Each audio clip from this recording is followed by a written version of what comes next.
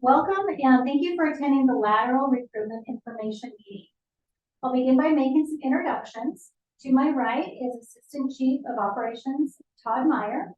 Next to him is our Fire Chief, Dennis Dohm. And on the end is our EMS Division Chief, Mike Dumas. And my name is Janelle Gunder and I'm the HR Program Manager.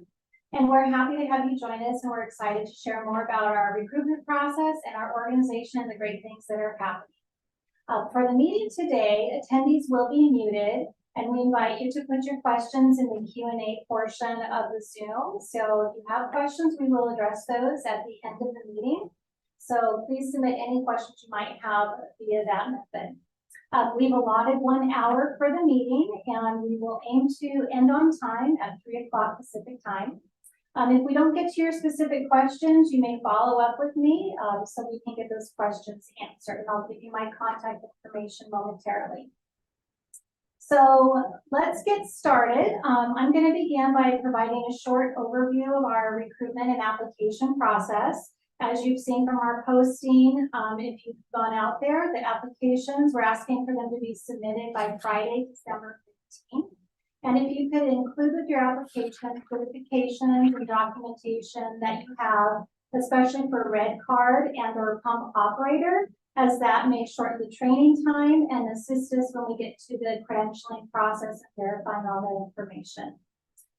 Qualified applicants will be contacted next week to schedule first interviews, which will be held December 18th, 19th, and 20th via Zoom. And candidates moving forward after the first interviews will be contacted and invited to schedule a second interview with us that will also include chief interviews and bunker gear and sizing and fitting. And those will be in person and on site January 3rd through 5th. Conditional offers and pre-employment screenings will take place January 8th through the 19th. And final offers are expected to be presented January 22nd and 23rd. And we are looking at a February 12th as the proposed start date. We have 7 openings for lateral firefighter EMT or lateral firefighter paramedic. If you have questions about the application process, it is in our posting information. And you can also email if you haven't looked at that yet. It's hr@gigharborfire.org, or you can contact me via phone at 253-365-3219. And now I'd like to turn it over to our amazing Fire Chief, Dennis Dohm. Good afternoon. I'm Dennis Dohm, Fire Chief here at Gig Harbor Fire Medic 1. A little bit about myself. I've been a firefighter for about 33 years. I worked for 30 years at the Boise City Fire Department. The last 12 of those years, I was the fire chief in Boise. While I was a firefighter and a company officer, I was also president of the Professional Firefighters of Idaho and the lobbyist for the Idaho firefighters. I did a lot within the union, working as a 7th District IAFF District Field Service Rep in Washington and Idaho, Montana and Alaska, as helping organize unions and helping with grievances and doing our first contracts. I started here in Gig Harbor. It'll be 3 years. March 1st, 2021, I started as the fire chief here, and it's been one of the best decisions I've ever made, is to come here. A little bit about Gig Harbor Fire Medic 1. We're a fire district. Different from a city. I don't know if you come from a city or a fire district or an RFA. About 30 years I worked for a city, and now it's a fire district. So our fire district covers from the Kitsap line down at the entire peninsula, including Fox Island and Raft Island. We have 5 fire commissioners that are elected in our district, and then I work directly for them, for the fire commissioners. We have a great culture here at Gig Harbor. It's really exciting to be part of it. And we have a great labor relation with IFF Local 3390. And we owe that to President Flick and the great executive board that we have. And we continue to have a great partnership. We do EMS with excellence here at Gig Harbor Fire and Medic 1. And And I noticed that right away when I got here, that paramedics and EMS is not a secondary thing. It's part of our primary job. And everyone here wants to do it with excellence. And we're proud of that, and I'm proud of that. Our district is supported by not only our fire commissioners and our local and firefighters here, but also our community. In the last 12 months, we went out for 3 different votes: general fire levy, EMS levy, and a bond. And all 3 of them passed with 68% approving that. Our bond was an $80 million bond. It's the largest fire bond in the state's history for a small 5-station fire department. And our community supported us through that. With that bond, we are about to go out to bid to remodel 2 of our fire stations, Station 57 and 53. And early in 2024, we have earmarked about $20 million to build a state-of-the-art training facility that'll be built right here behind Station 58 and our headquarters. It'll have a 5-story burn tower and then a 2-story support building for our recruit academies. We just ordered 5 brand new fire engines, Rosenbauer fire engines. We have 2 Type 3 fire engines coming, a new medic unit, and then behind that is 4 new medic units. We've bought all new defibrillators, and change is one of our challenges, right? With all of this newness, with new administration, with new equipment, new training facility, new stations, there's a lot of change going on, and that is one of our challenges. It's a good problem to have. We also had a tree fall on our headquarters last week and burst the pipe and flood our headquarters. We're moving out of our headquarters. We have a challenge there to try to put our headquarters back together. With that, another one of our challenges that we have in our department is because we are buying 5 new engines. You know, it can take up to 2 years for an engine to get here. We have some older apparatus, but our fleet facilities do such a great job, and our firefighters to keep them on the road, but it is a challenge.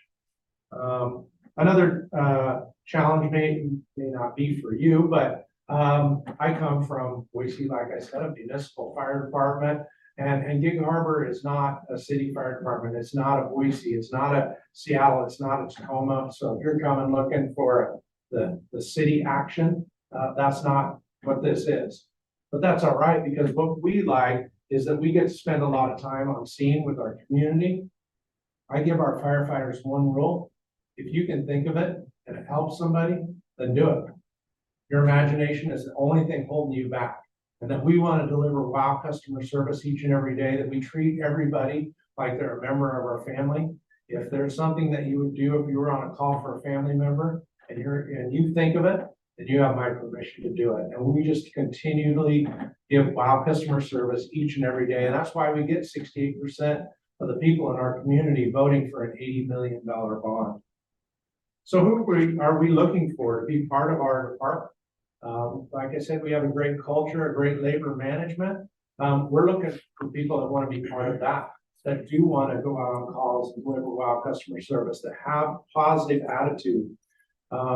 We don't live by the golden rule. The golden rule says treat others the way you want to be treated. We believe in the platinum rule, and that's treat others the way they want to be treated. And there's a stark difference in those 2 things.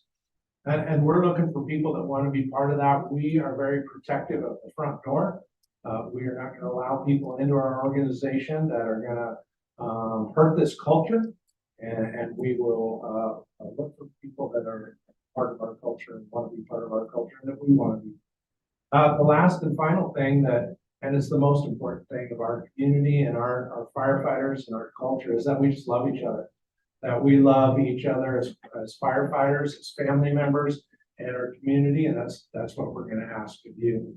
So that's about me, about our department at a high level. I'm looking forward to getting to know you as you learn more about this department, and hopefully see you in the Chief Center. Thank you, Chief Doan. Now we're going to hear from our Assistant Chief, Todd Meyer. All right, good afternoon. Thanks for joining us today on Zoom. I've been very blessed to work here. This is my town. I grew up here. I've almost been here 30 years, starting out as a volunteer and rose through the ranks, and just really blessed to be part of this organization and also part of this community. Like Chief Dillon said, we have a strong sense of customer service, a long tradition of providing excellent customer service and just taking care of them. Take care of them. That's what we're all about. Our support of our community is top notch. We just have the support of the community. We're involved in a lot of different community events, and we want you to come to our organization to help that community support grow. So some out of our operations, currently our staff is full-time. We're a career fire department. We have 5 staffed full-time engine companies, 3 full-time staff ALS medic units, 1 battalion chief. Our minimum staffing, our minimum daily staffing is 22 people. With the extra staff that we have potentially on those days, we will staff a 6th fire station, which is usually Fox Island. Some of our call volume in 2022, we responded to just over 7,000 calls.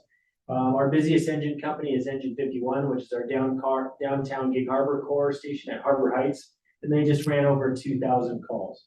Our next up engine, which is Engine 52 from Point Fosdick, it ran about 1,800 calls for the year 2022.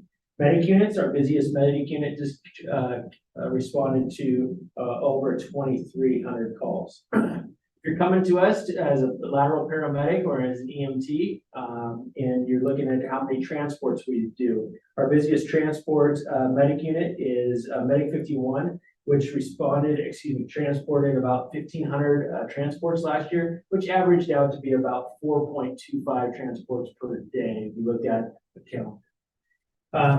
We have a strong training program. Like Chief said, we're building a $20 million facility down here that's just exciting. We're just about ready to break ground on that. And it's something that our department and our community has worked for a long time. And we're just excited about that. We also are a strong supporter of an internal cadre of instructors that just also helps develop our people here internally. So some opportunities here also for our folks when you come to Gig Harbor Fire. We do have specialty teams. So we have a technical rescue team. We have a rescue here, Rescue 58, which is next door. We also participate in wildlife. Everybody here, like Janelle said earlier, everybody that comes through the front door, base training and red card, NWCG, and then you can opt in or opt out to keep that. We also have a strong prevention division. We support different festivals in our organization. We're in the schools, we teach CPR programs, we do inspections. So there's opportunities not only in operations, but also in the prevention side. Also too, we help outside of our borders, not only with community partners, but also state, regional, and federal partners. We also participate in incident management teams and also as signal resources going out. With that also too, we support and participate with the FEMA USAR Task Force 1, which is housed in our county in Tacoma, Washington. We already talked about service community. That's huge, just every day, all the time. EMS, we have history of sending our internal people to medic school. And then our ongoing EMS training is top notch, and our equipment is top notch. Mike will talk a little bit more about that. Just like Chief Dillon said, equipment updates, we're always looking forward to keep new equipment and up-to-date equipment with not only on our rigs, but in our stations. One of the things you also know when you come visit Gig Harbor is we are a growing community. We're a bedroom suburban community, but we have sustained a lot of growth in the last 10 to 15 years. So a lot of new growth, a lot of new opportunities, not a lot of new people moving to this community. So we're just trying to keep up with that growing community as we grow as Gig Harbor Fire. We have good relationships with our law enforcement partners and our county and state and regional partners.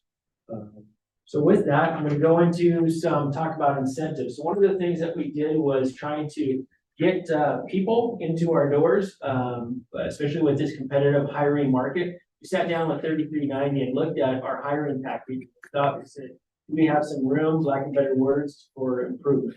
And so I'm just going to go over a couple things. And if you want more specifics about this stuff, you can reach out to Janelle and she'll have more specifics about this.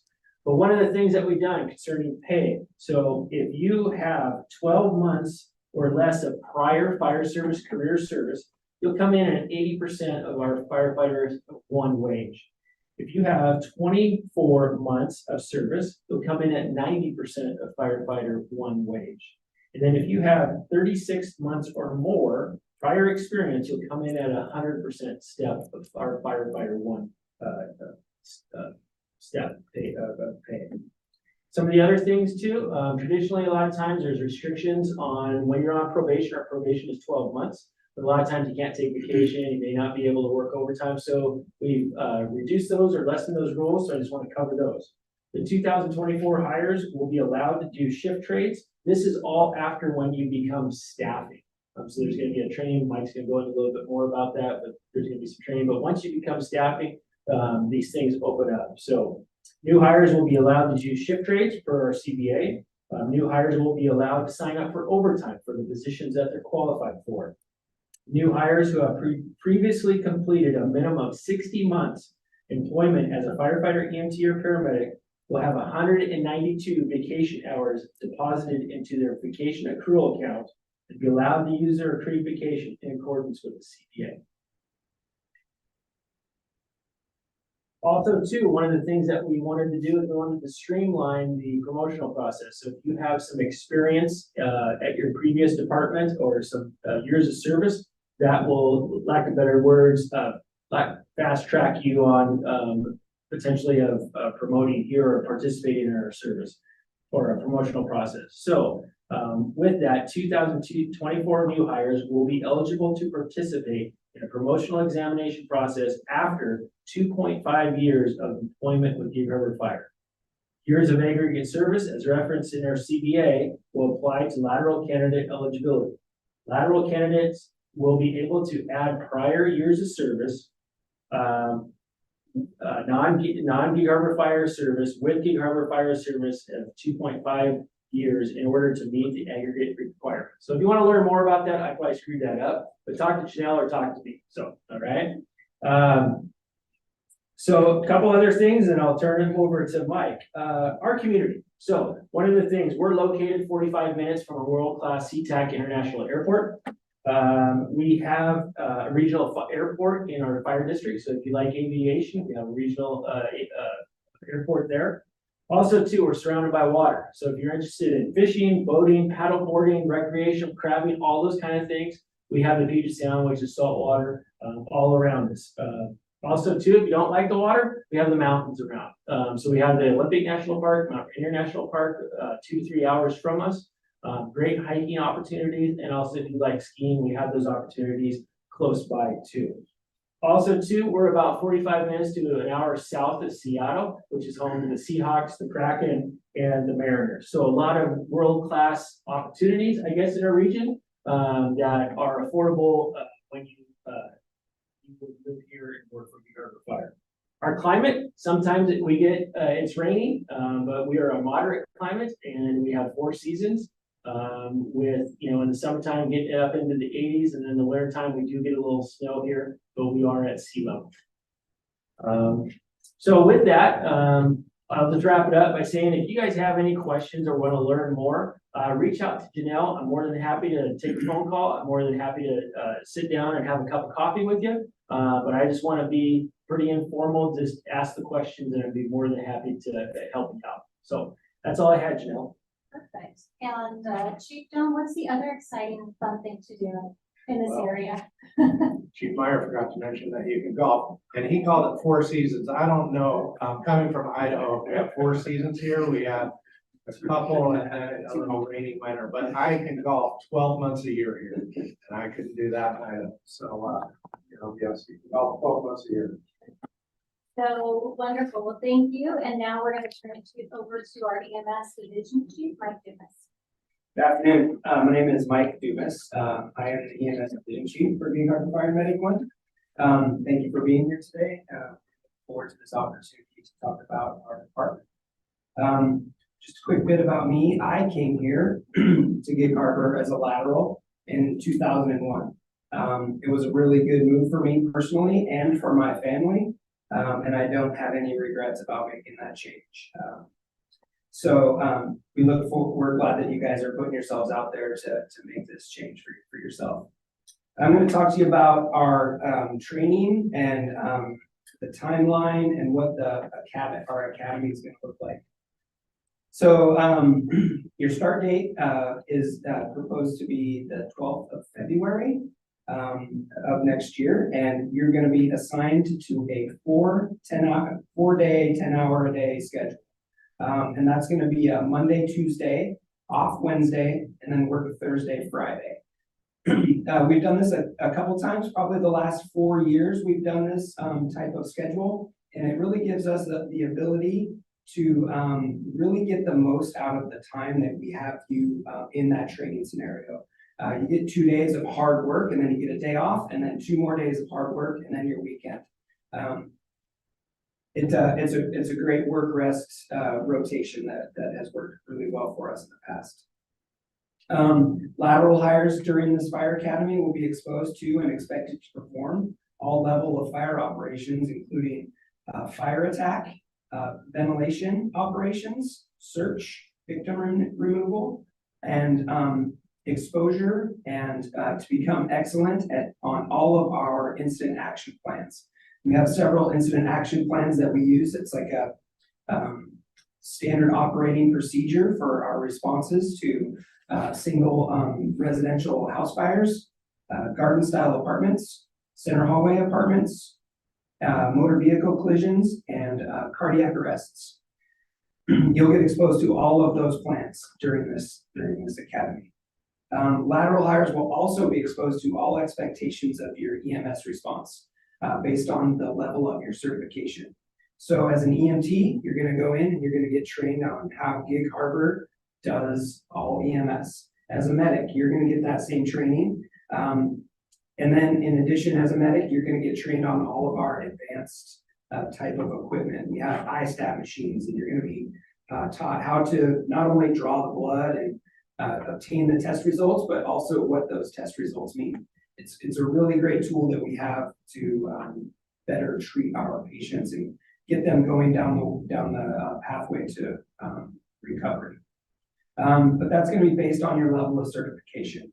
The EMTs are expected to kind of know about all of those things, so you'll be exposed to it, not expected to know what you're supposed to do with certain kinds of blood values.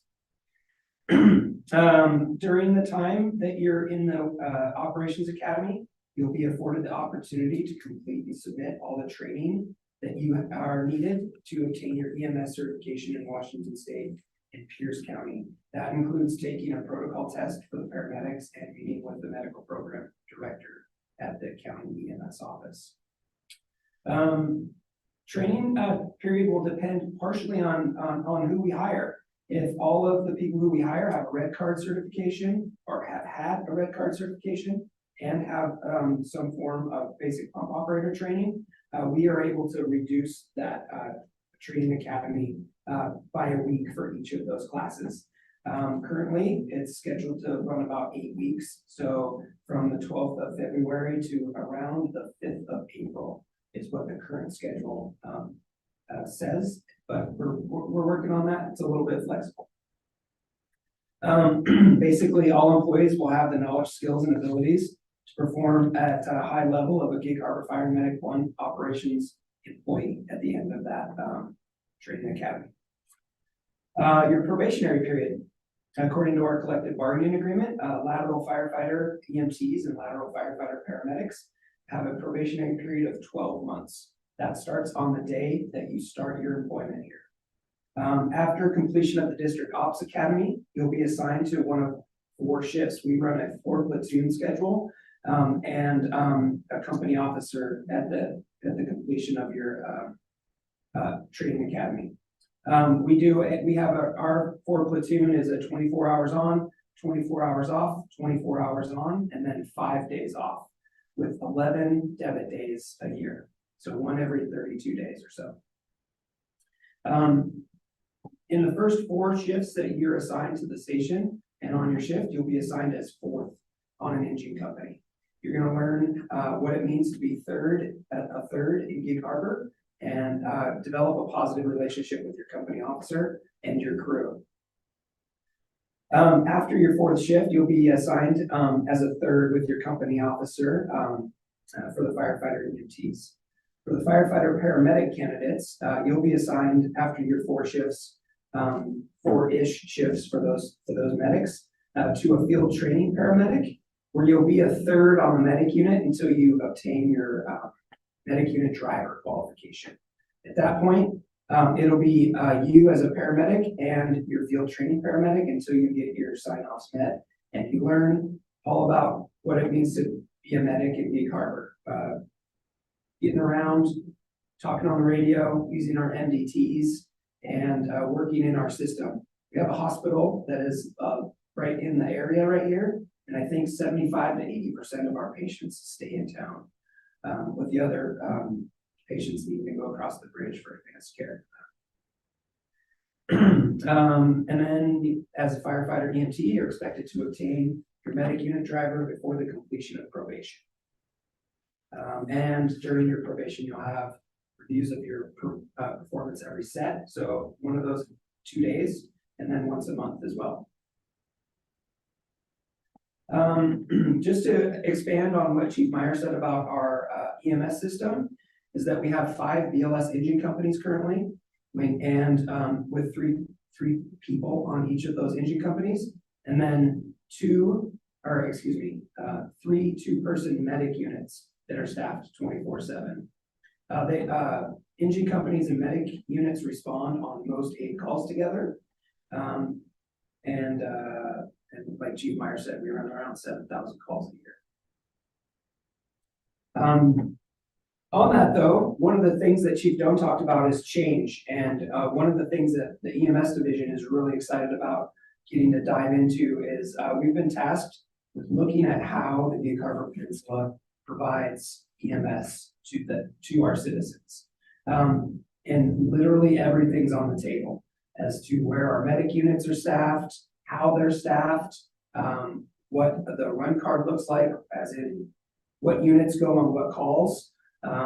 And we're really excited to dive into that and look at how we can make our EMS system even better to give the citizens of Gig Harbor the best service that they deserve. Okay, perfect.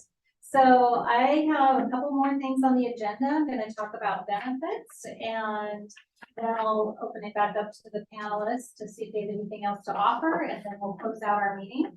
I just want to give a kind of a high-level view of some of the great benefits that the department offers. We offer medical, dental, vision coverage for employees and their families. The current monthly premium that the employees pay is $50, and that's through the end of December 2024. Starting January 2025, that monthly premium is going to be absorbed by Gig Harbor Fire Medic One, and so the department will be paying for 100% of employee and or family coverage. So that is very, very exciting. Coverage begins as of your hire date, so there's no waiting for insurance coverage for you and or your family. In addition, the department offers a health reimbursement account. Currently, we're contributing $535 per month to that account, and that's used for medical expenses. So if you have co-payments or out-of-pocket expenses for medical costs of prescriptions, that type of thing, it will be used for that. In addition, we have a deferred compensation, and currently the department is offering or is contributing up to $725 per month into that deferred compensation account. So we like to help you save for retirement. So members also participate in the Washington State Department of Retirement Systems. It's the LEP2 program. If you are interested in finding out a little bit more about that, you can go to the state's DRS website, or you can email me and I can send you a link. There's a lot of great information on the state's website regarding that. We also offer long-term disability, life insurance, and accidental death and dismemberment insurance. You can also have the option to add your family members. That's a voluntary option, and so those costs, if you do add dependents, would be paid for by the employee. And then also we have education incentive pay. If you have an associate's or a bachelor's degree or executive fire office certification, there is an educational incentive pay. Or if you are looking to obtain your associate's, bachelor's, master's degree, the department does reimburse up to 50% of the tuition cost if you're enrolled in a recognized degree program. So we like to incentivize people to continue their education. And then other benefits include we have an employee assistance program. We have a program that the organization pays for called Ready Rebound. That's an excellent program. You may have utilized that before or heard about it. It's a benefit that helps employees and or their families if they're experiencing some type of medical issue and need to get into an orthopedic surgeon or get an MRI or CAT scan, things like that. Ready Rebound helps those members get to those doctor's appointments a lot quicker. So instead of being on a 4-month wait list, they are oftentimes able to get you in within a couple of weeks. So they advocate for our employees to get them back to work when they have an injury, and that's extended to employees and their families. So they are a great resource. We have a sick leave buyback program, longevity pay, and we have a lot more benefits. It's a great culture, great place to be. Like they were all saying, we care about each other. We're a big family here, and it's a positive atmosphere. So before I go into some closeouts, I don't see that we have any questions right now. So it looks like we have a few more minutes. We're ending a little bit ahead of schedule, but before we go to closeout, I want to turn it back over to any of the panel members to see if they have anything else that came to mind that they'd like to share. So I just want to encourage you to ask questions. We had a lot of questions yesterday, so it kind of surprises me that you don't. And so we're happy to go over any questions you have, just type them up there. Some of the questions that we got yesterday, one was, why are you hiring laterals? And how many are paramedics? So we have 7 openings right now. And the reason we're doing laterals is multifaceted, but where I came from in Boise, we didn't do laterals. It was you just hired entry-level firefighters and you taught them. But that's been a little bit of part of this culture is to hire laterals. We are looking to do entry-level firefighters next time. We may always kind of keep laterals open. It's been successful here. It's been successful in getting paramedics here. So I really like that our culture is open to that.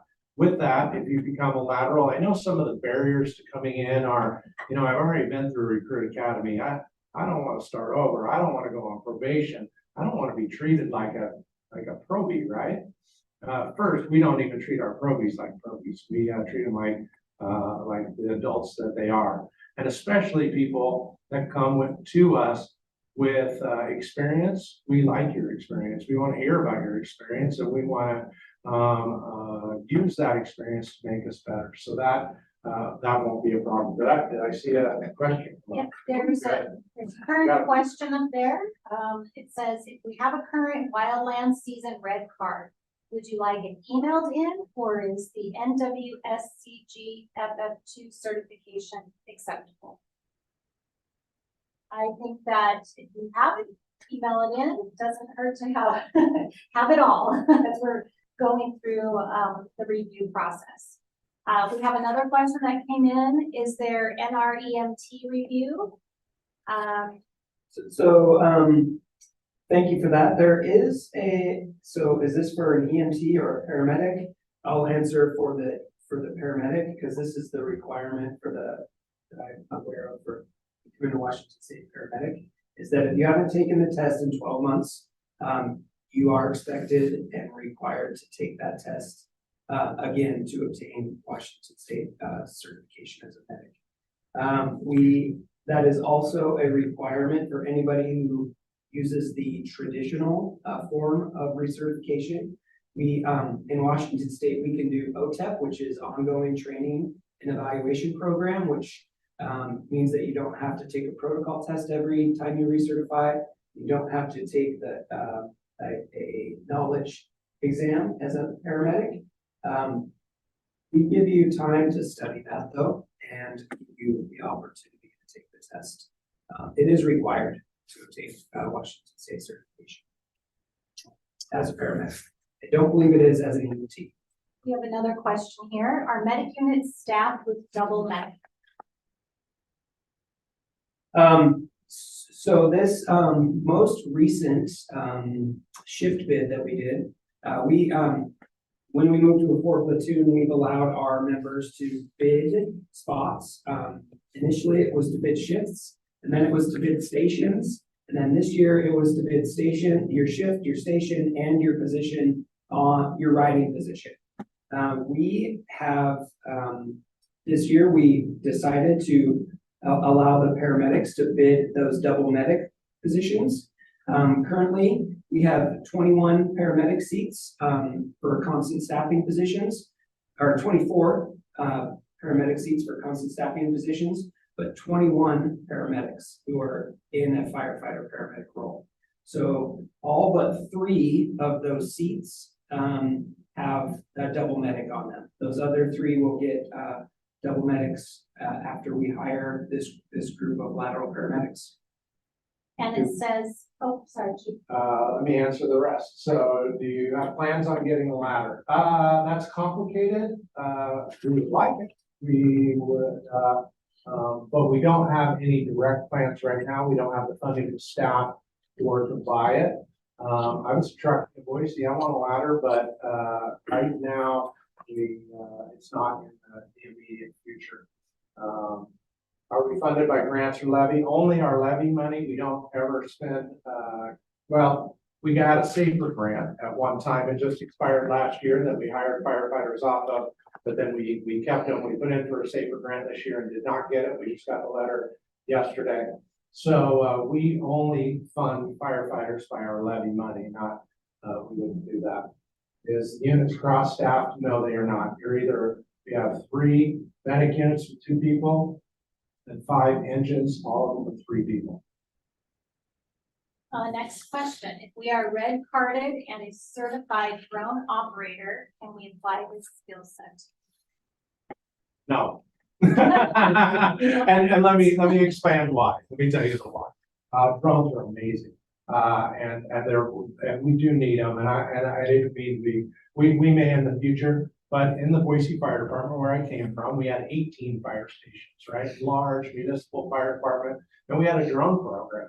And we had many people, we had 4 people that got trained on them. We went through all the certifications, and we struggled with having operations people on scene to use it, because operations people are doing operations. You know, you're the 3 people on the engine and the 2 on the medic they're doing operations. They can't pull back and run a drone. So even as large as Boise Fire Department is, and our department only has 22 people on duty at a time, we have struggled with having people be able to fly those drones. So I'm joking and I'm not. Don't make it an expectation, but I'm always open to being creative. I'm always open, especially can't fly them in wildland scenes anyway while the helicopters in the air. So, but they were very useful. We used them at the foothills. On the river, so it's a both and. Don't come expecting it, but we're always open to growing and learning and using that tool because it is an incredible. So one of the things on the wildland side, on the NWCG side, we do for certain single resources. So we do have a Lateral leader in training. We have heavy equipment bosses. We have task force leaders, and so there are opportunities out there to additional opportunities to do some of those NWCG qualifications, but we don't have, or we don't plan on having a Gig Harbor Fire Drone program in the near future. But we're always getting asked. So yeah, it's very helpful. Well, that's a good question that was asked yesterday. Rotating stations. Will we be rotating between stations while on probation to build relationships with different crews, or will we remain at the one station under the supervision?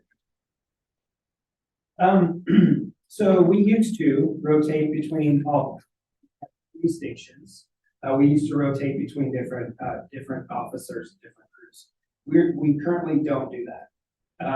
We continue to be a small department in numbers and in field as well. When you get assigned to your shift, unless there's extenuating circumstances, you're going to be assigned to that shift and that company officer for that year until the bid process opens up again and you're off probation and you can bid. The small feel portion of that is that we do company level operations, we do multi-company operations training all the time. So it would be really abnormal for you to be on a shift and not know everybody on your shift. At least operationally, so you know who you're working with. It's not a place where you're gonna get put on an engine somewhere and never see anybody except for those 3 folks that you work with. It's one of the neat things about our department, because I came from a lot larger department here, with just 5 staff stations. They actually have an entire shift Christmas parties and get together. So you'll get to know your entire shift, the entire department. The next question is, do your specialty teams train with other departments? Yes, we do. We have a strong training program, train every day. We do multi-company operations.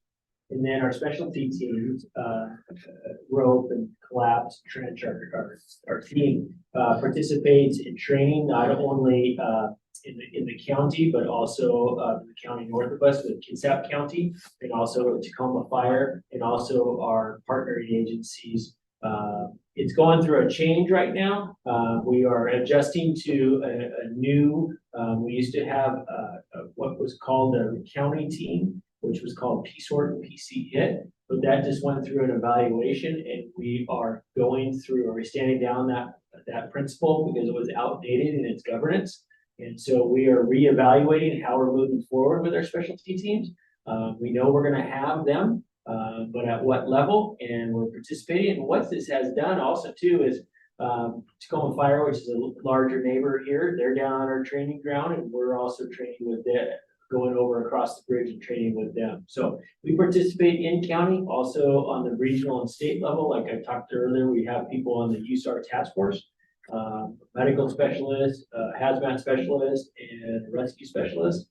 And then we also participate in the NWCG, going basically to different areas, basically on the West Coast. So, but we always are a proponent and always a partner with training outside of our borders. And I think this next question, all 3 of you could probably answer in some way, shape, or form. How is the off-duty family culture? Is it common for crews to get together?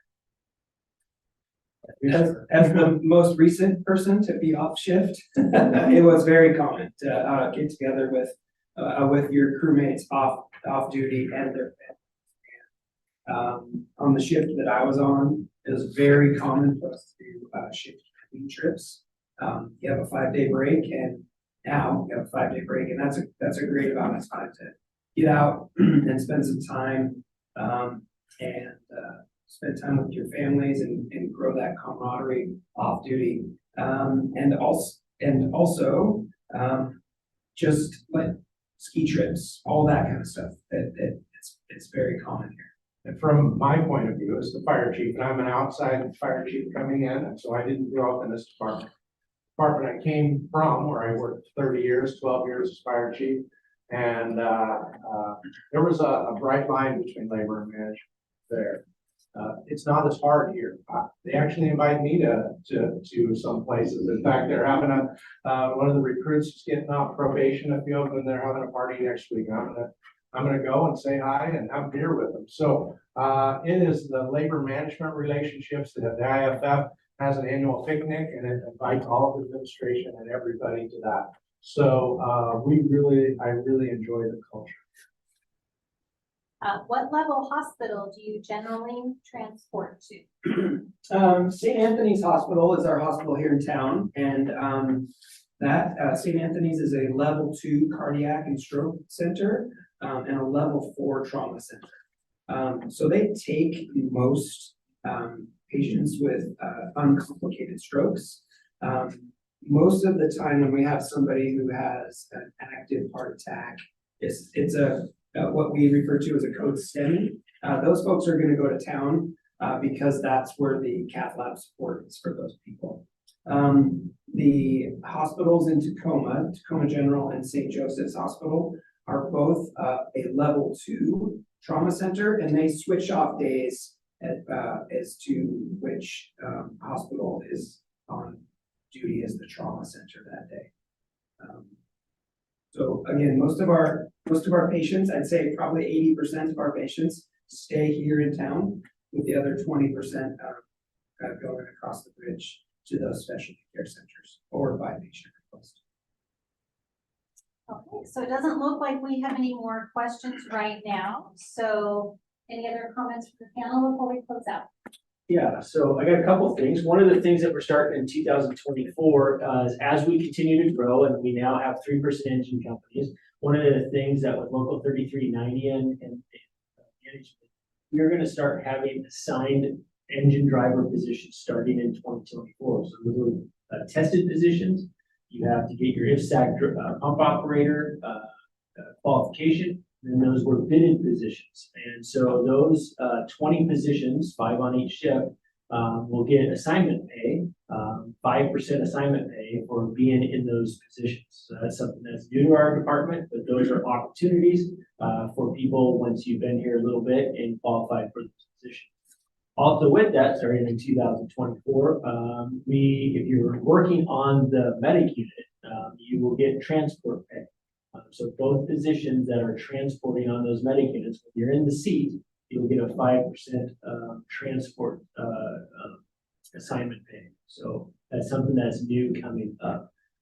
And then also one thing, yesterday a question was about standard of living or housing in our area, and Gig Harbor. The housing is a lot of new housing being built. It is an affluent community, so our rents our houses are appraised a little bit higher than maybe some other places. Some other places maybe a little bit less, depending on where you're coming from. But there's opportunities to live here, and there's opportunities to live elsewhere. If you want to live to have more less expensive rent or house, you can either go left and you can go more rural, or you can go to the more urban area, the city of Tacoma and city of Seattle. So those are some questions I think was yesterday. So yeah, there's a lot of communities around the Gig Harbor area within a very short drive to Gig Harbor, University Place in Lakewood and Tacoma and Faircrest and even into Fife. That's kind of along the I-5 corridor. And then if you're on the side of the bridge, we have Port Orchard and Seabeck and Silverdale and some of the other places. So definitely there's a lot of areas to plant your roots that are within a good driving distance to the fire department. One thing I'd like to add about EMS in Pierce County is that early next year, 2024, we'll be adding a whole blood program for the medics to be able to provide whole blood to those patients who are critically injured or ill who need a field blood transfusion. That's coming up next year, and we're working out the kinks on how we're going to provide that to our customers and the customers. We had a couple of questions pop in. Do you have a water rescue program or a training? yes, we do. The water rescue program is one of our specialties. We have rescue swimmers, shore-based surface rescue swimmers. If you notice on some of our pictures, we do have paddleboard, surfboard types of response on our engines and on our rescues. So our 16 technical rescue techs are trained in shore-based surface water rescue. And then we also contract for service with West Pierce Fire and Rescue for both operations, which includes fire and also rescue. And we're part of a regional water response program here at Gig Harbor. Another question. Can you repeat the work shift schedule one more time? Yeah, so it's a 4-platoon schedule, 24 hours on, 24 hours off, 24 hours on, and then 5 days or 120 hours off. With 11 debit days, so one every about 32 days. That comes out to about a 47.4 work week. So, no more questions at this time. Ready to close it out, team? Great. Okay, so I'll make just some closing remarks. We do invite you to connect with us on all of our social media outlets, Facebook, Instagram, LinkedIn, also our website. We do keep all that information up to date. We did also post a recruitment video. It's about 10 minutes in length. It gives a lot of the information that we presented here. And so we would encourage you to watch that. Just remember the date of December 15th. We'd love to get your application by that date. And we look forward to connecting with you further in this process. Again, if you have any questions that you didn't get answered or you have more, please reach out to me at hr@giveharborfire.org. Thank you for attending today. Let me just close with, I know this is a big decision. I know it's a big leap, but, sometimes big leaps, big decisions have big rewards. And, I came here 3 years ago. Chief Westcott came here from Anchorage, Alaska, and, we've hired some other lateral firefighters, and every single one of them has said, man, I wish I would have done that sooner. So if you're thinking about it, if you're on the fence, I know it's a big decision. I promise you, if you come here, you will never regret the decision. Thank you.